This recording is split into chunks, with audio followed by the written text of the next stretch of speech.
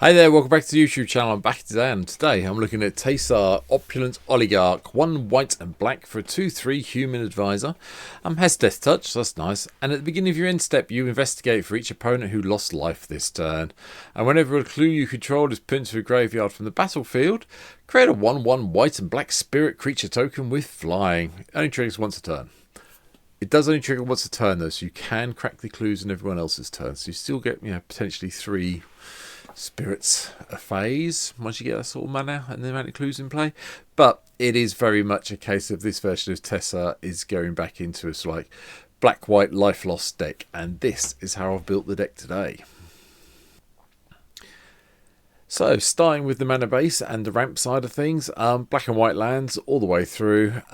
Haven Ghoul Laboratories in here. If I remember correctly, it was one of the Secret Lair alternative cards.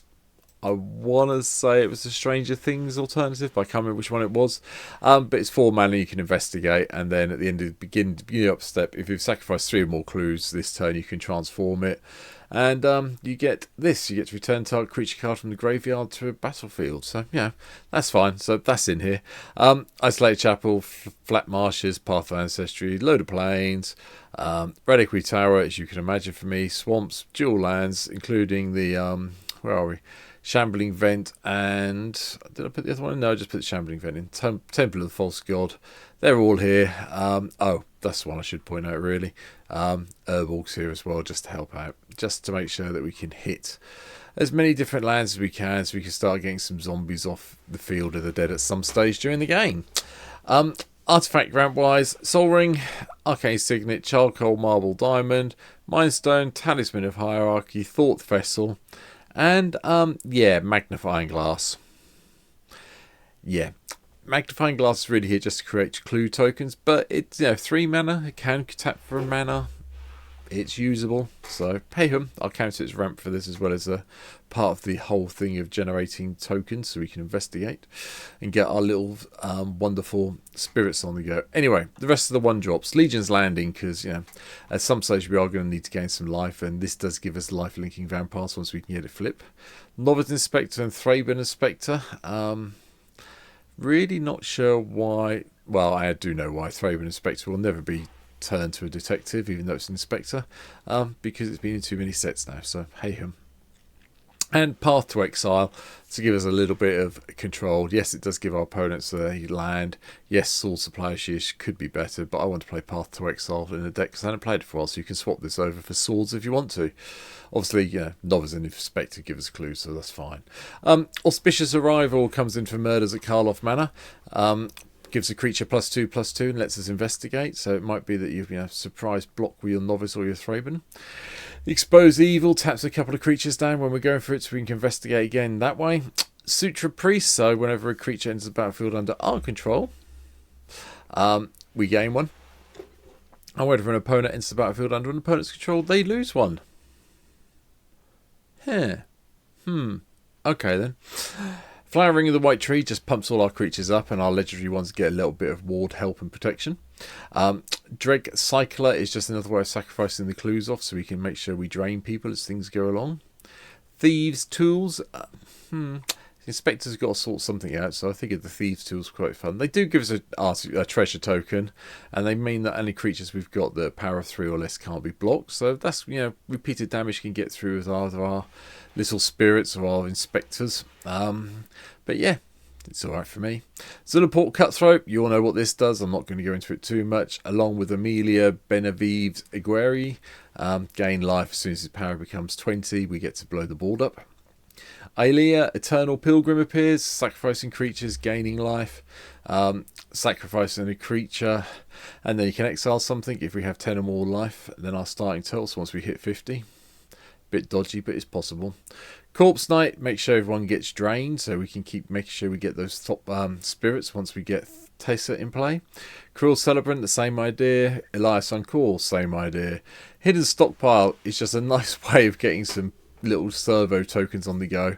A little bit of scrying is always good fun, and I'm quite happy to see it in this deck. 3 drops. We're going up to Bygone Bishop, so we can, whenever we cast the creature spell with 3 or less mana, we get to investigate. That's nice. Discerning Financer gives us treasure tokens if at the beginning of our upkeep someone controls more lands than we do. Yep. Lauren is here just to make sure that we can blow up any enchantments or artifacts that are annoying us. Survive the Night, just another thing to give us a way of making something indestructible. Pump our creatures up and get a clue on the go. It's a white deck, so Teferi's protections here. Yep, sorry. Wojak Investigator, I quite like this one from the murder set. Flying and Vigilance at the beginning of your upkeep. Investigate for each opponent has more cards in hand than you do. Hopefully that will be everyone by the time you get around to this, so that's cool. Agent of the Throne is a little nice background enchantment that we can have in the deck. So whenever an artifact or a creature we control is put in a graveyard, everyone loses one, which means we get more triggers every turn because we'll block.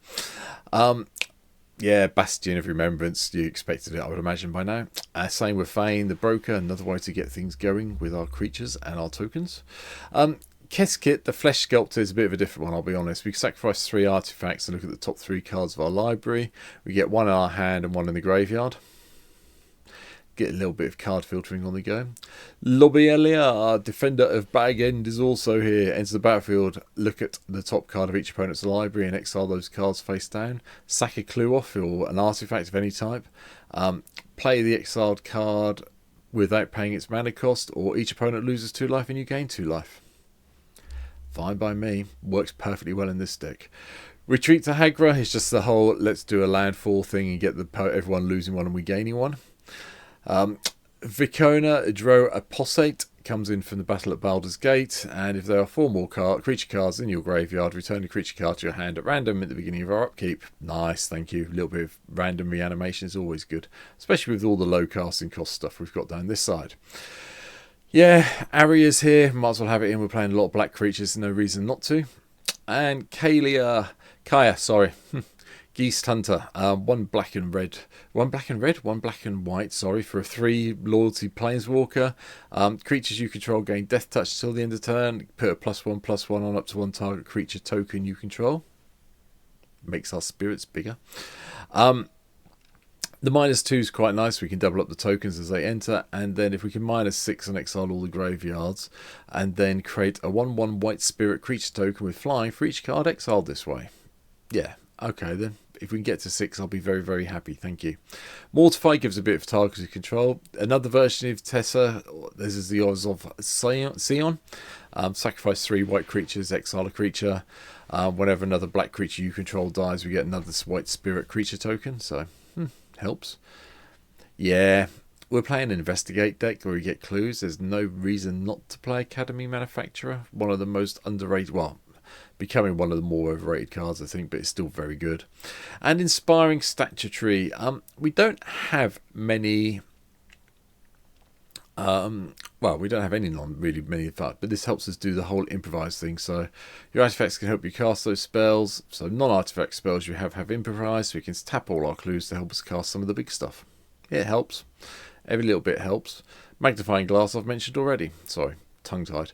Because we're producing tokens everywhere, it makes absolute perfect sense in my mind to have Anointed Procession around. Alina Harbury's Busybody is also here, where we can look at the top X cards of our library. Each turn, where X is the number of tokens we've created, 1 in our hand, the rest on the bottom of our library in a random order. That's fine. Smothering Tithe, treasures. Merchant of Truth is from the Commander set for Murders at Markov Manor. Murders at Karloff Manor, sorry. Whenever a non-token creature you control dies, you get to investigate, and clues you control have exalted. That's a really big thing. If we can produce a lot of clues and just attack with 1 creature, it's going to be really big. So yeah, go and grab one of these if either in paper or on MTGO. Obviously, I'm on MTGO as usual, because I think this card's going to be around for a long time and be very good. Chesser's Decree, so we can become the Monarch, and then whenever a creature attacks you or a Planeswalker, that creature's controller loses 1 life, so it gives us another way of triggering Teysa. Mirkwood Bats. Lord of the Rings has a lot of things to answer for between this and Orcish Bowmasters. Yeah, but anyway, Mirkwood Bats goes in any deck that revolves around tokens like this one does, so it's here today. Pitiless Plunderer gives us a way to get some more treasure tokens when our creatures die. Revenge of the Ravens does the whole you lose 1, I gain 1 thing, which means we get more tokens from Teysa. Elenda, the Dusk Rose. We've only got 34 creatures in the deck, but don't forget we will produce a lot of 1/1 flyers that will probably get killed off, therefore getting a whole load of vampires. Not the worst plan in the world with Elenda. Yeah. Avito, Fanatic of Alcazotza. Yeah. This was a bit of a no-brainer for me when I started thinking about a sacrifice deck for Teysa. Yeah, we're going to be sacrificing clues, we're going to be sacrificing treasures, and if we get any foods, we'll be sacrificing them as well. So yeah, we might as well try and sacrifice as many things we can each turn to get these things going. Yeah, gain 2, someone loses 2. Each opponent loses 2, and then if it's the third time, we get a 4/3 Vampire Demon creature token. Or maybe 2. But yeah, it's worth having in the deck from my point of view. The Ghost Council of Orizova also makes an appearance here, because when it enters the battlefield, target opponent loses 1, you gain 1. We can sack a creature, exile the Ghost Council, and return it to the battlefield under its owner's control at the beginning of the next end step. Yeah, we can keep doing that if we're making tokens. All good. Campaign of Vengeance. Ooh. Another way of making people, when a creature you control attacks defending player, loses 1 and you gain 1. Notice it's whenever a creature, not one or more, is a creature. So every creature you attack an opponent with when this is in play means that each of those creatures will do the whole drain 1, gain 1, which can give you quite a significant amount of life with this deck. Carmen Cruel Sky Marcher is also here to get bigger as we sacrifice our permanents, and hopefully our opponents will sacrifice them. Ravos Soul Tender, just a way to pump our creatures up again and then return things from our graveyard. Thelisa, Reverent Medium, also makes an appearance to make sure that every token we generate in our turn turns into every token we generate each turn, I should say, eventually turns into spirit tokens, which is lovely. Tamio's Journal, just to give us a way to sacrifice the clues off to go and find a card we may need.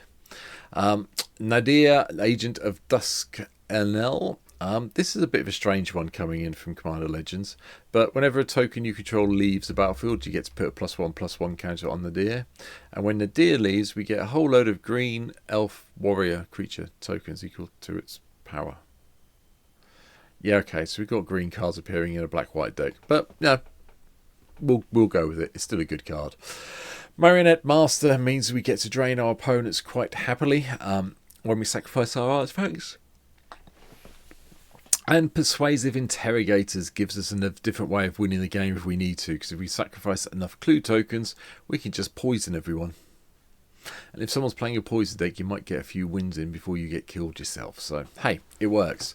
But that's it. That's my take on Teysa for today.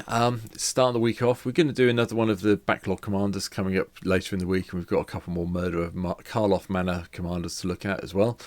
So for now, if you want to see me play the deck, come and subscribe. Over on the Twitch, or come and follow me, I should say, over on Twitch.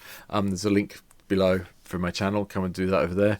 If you haven't already, please hit the subscribe button that's down here in the corner for the YouTube channel.